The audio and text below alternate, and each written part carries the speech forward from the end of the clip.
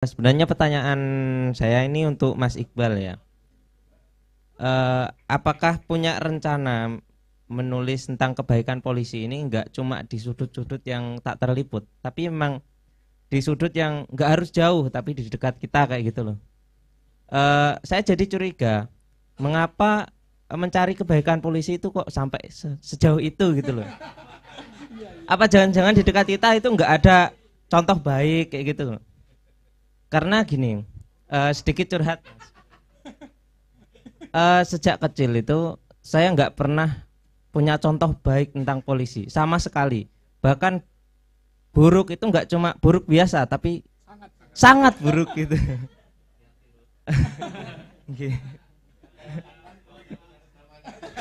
Saya nggak mau curhat sih, cuma itu aja pertanyaan saya.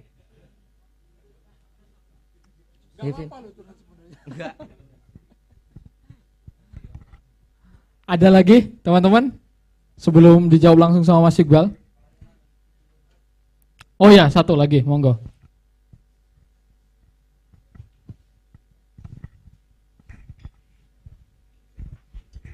Bismillahirrahmanirrahim. Assalamualaikum warahmatullahi wabarakatuh. Terima kasih kepada moderator.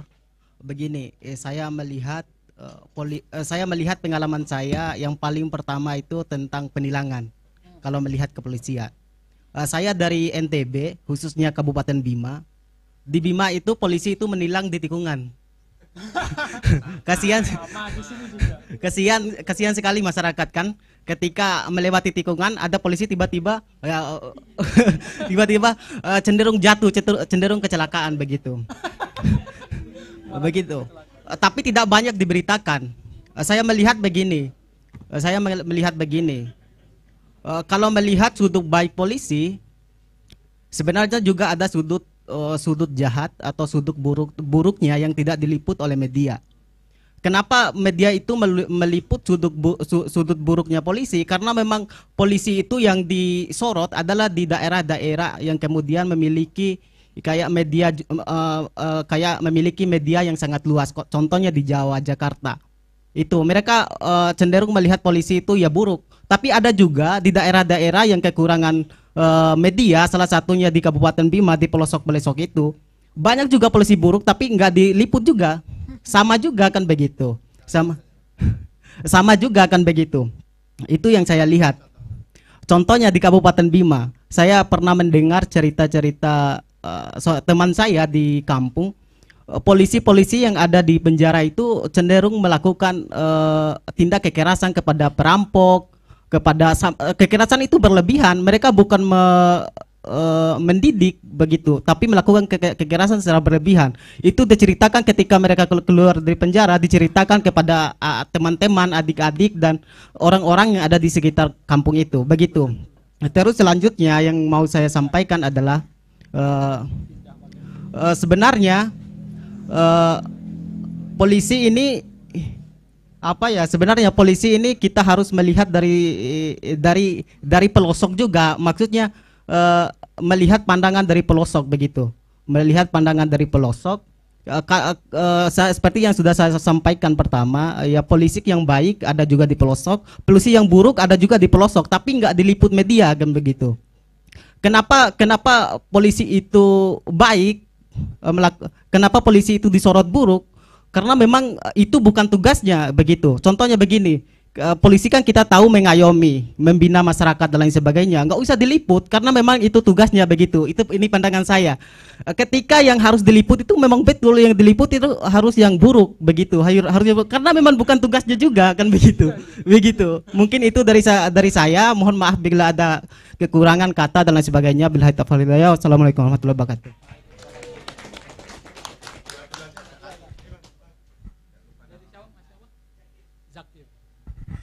Oke, terima kasih Mas Zakir dari NTB dan Mas Darus. Oke, Pak, ya, pertanyaan yang dari Darus tadi sebenarnya cukup kebalikannya sih. Kok sampai segitunya gitu untuk mencari sisi-sisi baik polisi gitu. Apa di dekat kita itu nggak ada gitu. Terus yang kedua hampir sama. Tapi ini lebih menohok ini. Kalau memang tugasnya ya nggak usah diliput. Tapi kalau sudah melenceng, ya itu harus diliput. Makanya kemudian tadi mungkin ya yang bad news is good news itu berlaku. Soal Mas Darus, yang pertama saya ucapkan selamat ya, sudah memasuki dunia konkret daripada sekedar puisi. Mas Darus ini manten baru teman-teman ya. Kalau dulu itu beliau dikenal sebagai penyair, mungkin sekarang dia akan merenungkan lagi syair-syairnya apakah akurat atau tidak gitu ya. Oke Mas Darus, Anda tidak punya pengalaman baik, bahkan buruk, itu buruk sekali. Dan itu juga saya tuh memang butuh, kalau mau rodok sombong ya, butuh orang seperti saya untuk berani nulis kayak gini. Karena pasti dibenci banyak orang itu. Ada di Twitter disindiri banyak orang, udah banyak itu. Tapi ya seperti nasihat Pak Guru, wong nek dirungokke ra nontek gitu. Tapi nggak apa-apa, bagus itu. Jadi kenapa kok sampai harus jauh-jauh gitu ya, sampai harus jauh-jauh dan tidak meliput yang dekat-dekat. Gini Mas, tadi saya balik ke soal fungsi-fungsi tadi. Pengalaman masyarakat umum terkait dengan polisi itu kan lantas, atau kalau kita mendengar yang paling banyak dibahas itu adalah penindakan. Penindakan itu istilahnya namanya gakum, penegakan hukum. Jadi kayak menangkap perampok, begal dan sebagainya. Klitih kok orang rampung-rampung, nah, itu kan yang kita lihat itunya.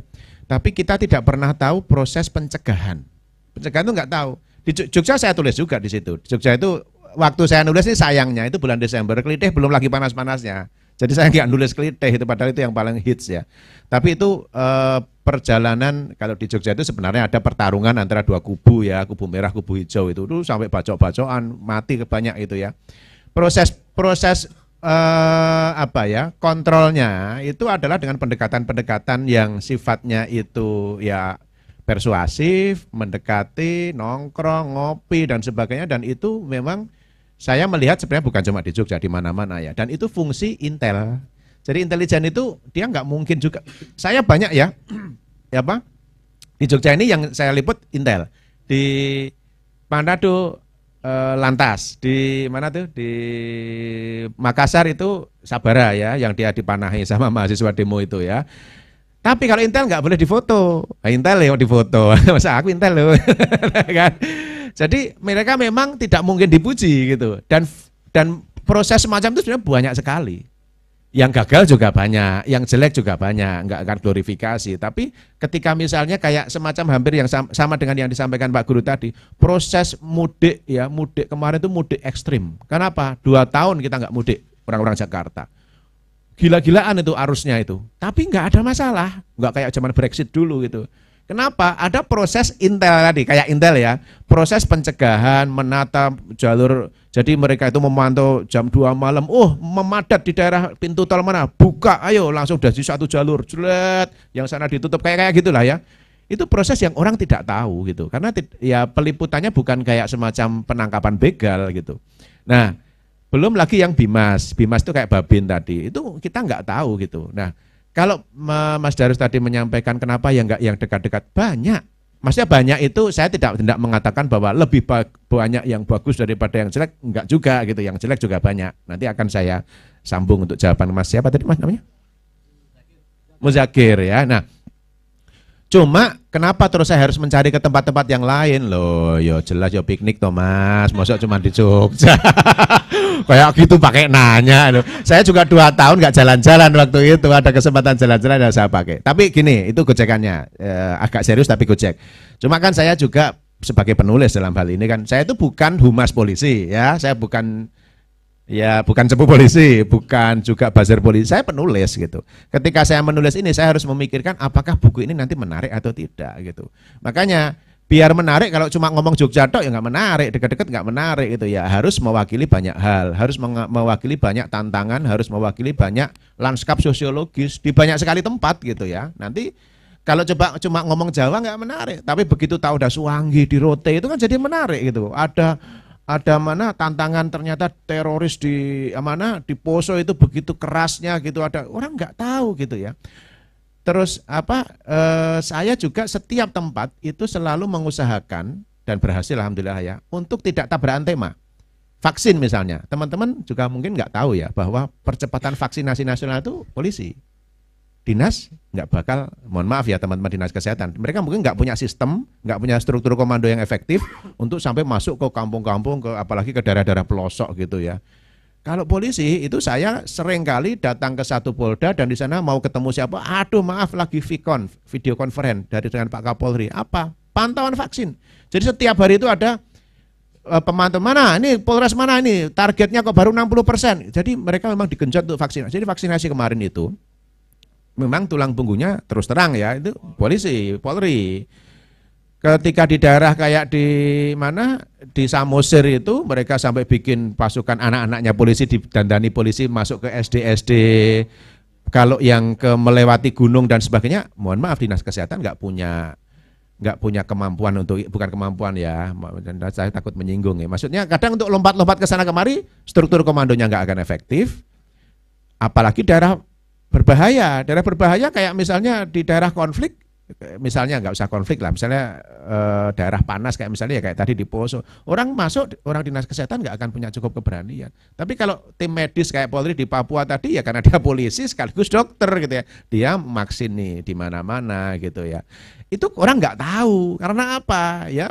Ya memang bukan potensial viral kan kayak gitu ya. Nah, tapi tadi balik lagi, saya ketika ngomong vaksin itu yang saya bahas adalah Jakarta. Kenapa? Jakarta punya selam area. Saya bahas Tanah Tinggi sama Johar Baru. Itu daerah yang untel-untelannya luar biasa. Tidak mungkin 5M. Kenapa? Nggak mungkin jaga jarak. Tetangga gelegean aja denger gitu kan. Di sana di daerah rusun-rusun kayak gitu. Ketika di daerah lain mereka bilang, oh sini vaksinnya kenceng. Oh enggak, vaksin udah diambil Jakarta. Harus ada tantangan yang lain. Nah, itulah kenapa saya tidak mencari yang deket-deket, karena sebagai buku saya harus mengusahakan ini tetap cantik. Dengan apa? Variasi tema, variasi foto, fotonya juga ini. Lu kok lanang kabeh, kurang di Pulwan Ayu, wah saya bilang gitu kan, biar ada sisi ini. Ya. Terus di mana di Surabaya, saya bilang Kapolresnya, wah ini aspirnya tak pakai jadi model ya. Gitu. Jadi saya di sini merangkai itu bukan cuma sebatas katakanlah, saya bukan investigator. Saya memang menyajikan buku kehumasan, harus jujur saya akui, tapi variasinya harus dapat, kisahnya cari yang paling menantang, ya kan? Tampilan visualnya juga harus macam-macam. Ketika saya di Sumbar, mosok ngomong Sumbar, kok nyari rumah gadang yang bagus nggak dapat. Saya sampai perjalanan 6 jam ke Maninjau buat motret gitu, motret turun ke pinggir Danau Maninjau gitu kan. Nah, jadi sebagai buku itu saya bukan cuma fokus pada soal faktanya, tapi juga soal penyajian. Nah ini juga ilmu kelas menulis kalau ini ya. Ketika menulis itu bukan cuma ngomong soal kebenaran atau realitasnya, tapi juga bagaimana kita menyajikan. Bukan cuma gisinya, tapi juga tampilan visualnya dan sebagainya. Gitu ya Mas Darus ya. Selamat berbahagia dengan pernikahannya, amin. Masuk ke ini, sebentar tadi itu tak catat di sini ya. Pak Guru tadi sempat mengira saya itu sedang medsosan, enggak, karena memang HP ini yang berbahaya adalah orang selalu mengira isinya padahal ini segala kehidupan ada di sini. Oke. Oke, ini. Oh ya, Mas Muzakir ya. Kalau soal ngomong nilang dibelokkan Mas, wah itu di mana-mana itu. Sampai kemudian muncul grup Facebook legendaris Info Cegatan Jogja. Salah satunya kan juga kayak karena memang motif strategi tilang yang agak kurang ajar itu gitu ya. Itu kan jadi bagian kritik sosial. Yang akhirnya kalau di Jogja jadi kebablasan. Kenapa? Polisi takut sekarang itu. Ada Jogja itu coba lihat orang nggak helman, saya mungkin nggak diapa-apain sekarang ini ya. Itu buruk juga, ada sisi buruknya. Yang konyol juga kadangkala ketika nyebar di medsos itu ya, wah cuma deket situ, cuma 2 kilo ditangkap, wah ini polisi ngeragas dan sebagainya. Padahal sebenarnya ya benar juga ya, karena ya berbahaya, keamanan. Kadangkala kan pakai kalimat, emangnya nek sekilo yo aspalnya dadi empuk apa ning njeblas ndasmu, kan enggak ya, artinya sebenarnya kita juga harus mengukur diri bahwa ketika ada pelanggaran yang kita lakukan enggak terus kita bela dengan membabi buta hanya karena polisi sudah jadi seolah-olah musuh masyarakat kan. Tapi gini Mas, tadi Anda sampaikan ya, kenapa kalau di daerah-daerah itu media Anda menyebutkan enggak diliput. Saya tidak sedang bicara soal meliput. Sekarang kalau kita bicara media itu medsos, itu jauh lebih, yang namanya bikin viral itu siapa? Medsos, bukan media-media mainstream. Media mainstream akan membahas hal-hal besar kayak misalnya Pak Sambo kemarin gitu. Tapi kalau liputan tentang polisi yang nilang dibelokkan nggak ada, itu medsos, tugas medsos.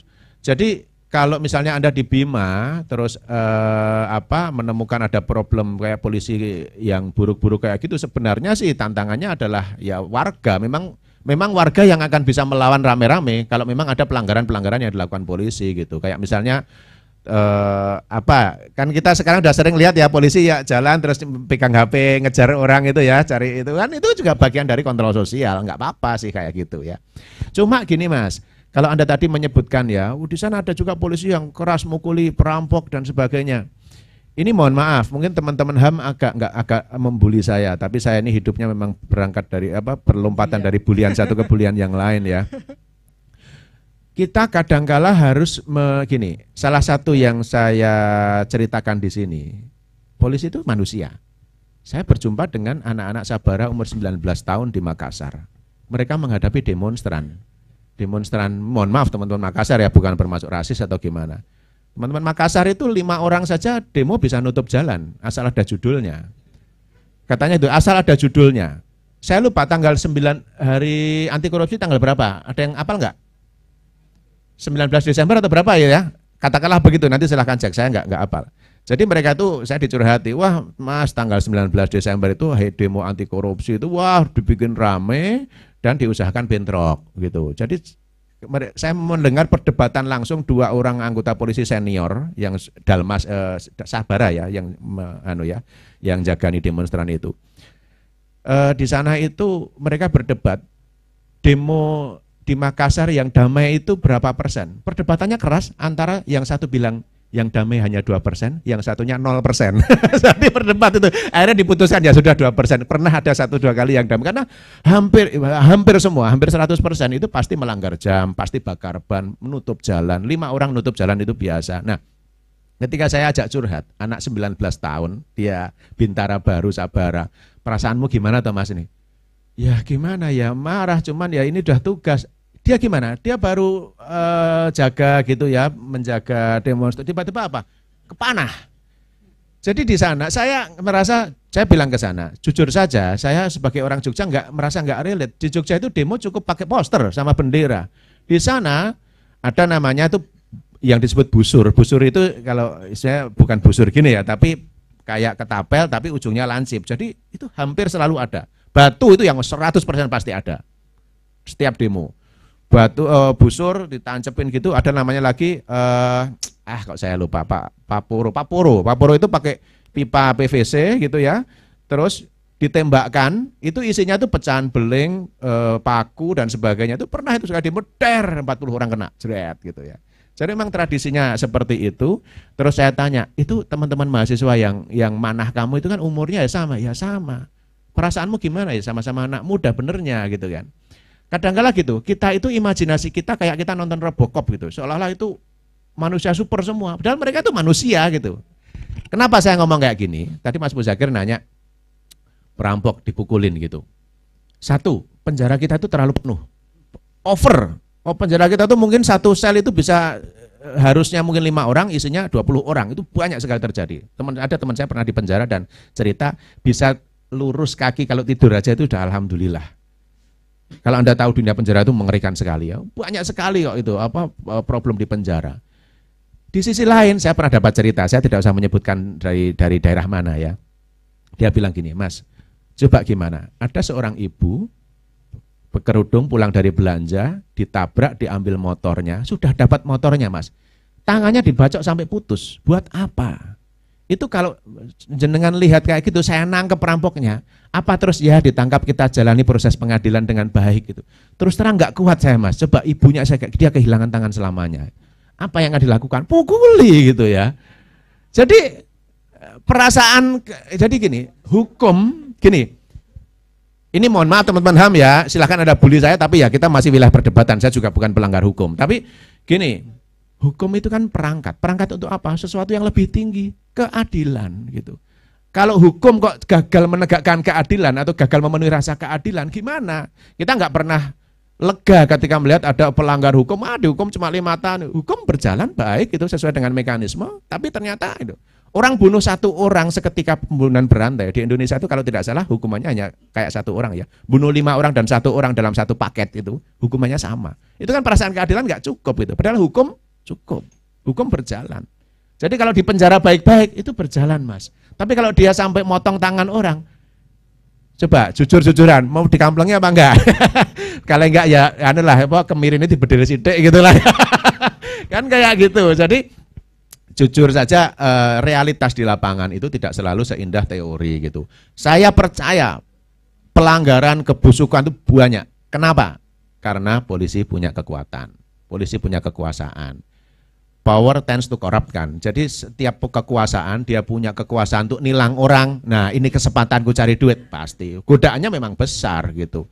Ada misalnya pelanggaran yang besar-besar, misalnya illegal logging. Wah, kamu harusnya tak tangkap, biar nggak tak tangkap, terus kamu ngasih aku duit sekian M ya. Itu kan potensi-potensi yang memang real, banyak gitu. Artinya potensi godaan itu banyak. Tapi tidak kok terus serta-merta setiap hal yang tidak sesuai dengan aturan itu sesuatu yang selalu buruk. Makanya sekarang ini kan ada namanya restoratif justice ya. Kalau ada perkelahian yang 100% melanggar hukum, sekarang ini biar ada ini ya. Setelah itu proses harmonisasi setelah itu berjalan dengan baik itu enggak kok terus harus dipenjara, tapi kalau bisa didamaikan gitu. Jadi gitu ya Mas ya. Sebentar, ini saya tadi ada catatan biar enggak lupa ya. Ada yang satu yang mau saya sampaikan. Oh iya gini, kalau memang itu tugas mereka ya, memang tugas mereka, maka yang harus diliput yang buruk. Oke, logikanya masuk ya, benar.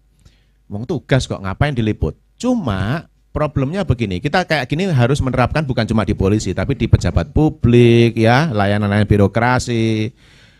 Kalau prestasi dan kebaikan itu tidak ada yang membahas, yang akan terjadi apa? Pembusukan kultur gitu. Kenapa? Tidak ada apresiasi Mas. Mereka manusia ya, mereka kalau tidak mendapatkan apresiasi, ya mereka akan merasa karya mereka tidak berguna. Makanya apresiasi ya penghormatan sosial, salah satunya ditulis gitu kan, diceritakan. Ini teman-teman yang ada yang teman polisi medis itu kemarin saya ceritakan, ya memang seneng, jadi kayak kelihatan semangat banget gitu. Nah kalau yang semacam itu tidak diceritakan gitu ya, satu tidak ada motivasi dan karena apresiasi, yang kedua pembentukan kultur untuk menjalankan hal-hal yang baik itu jadi tidak mentradisi Mas gitu ya. Itu salah satu yang saya lihat gitu. Meskipun demikian, saya sendiri masih mendorong Polri juga untuk bagaimana menjadikan itu bukan cuma tradisi yang sifatnya parsial, tapi tersistem gitu ya. Sistem itu ya misalnya nanti kalau ada yang berprestasi itu langsung jadi naik pangkat atau apa. Sehingga apa? Sehingga semuanya tertarik untuk beramai-ramai ya, nggak cuma ngurusi tilang sama mungkin damai di tempat, tapi juga bagaimana menjalankan peran-peran yang jauh lebih konkret dan itu nanti akan kembalinya kepada kita juga kan gitu. Gitu ya.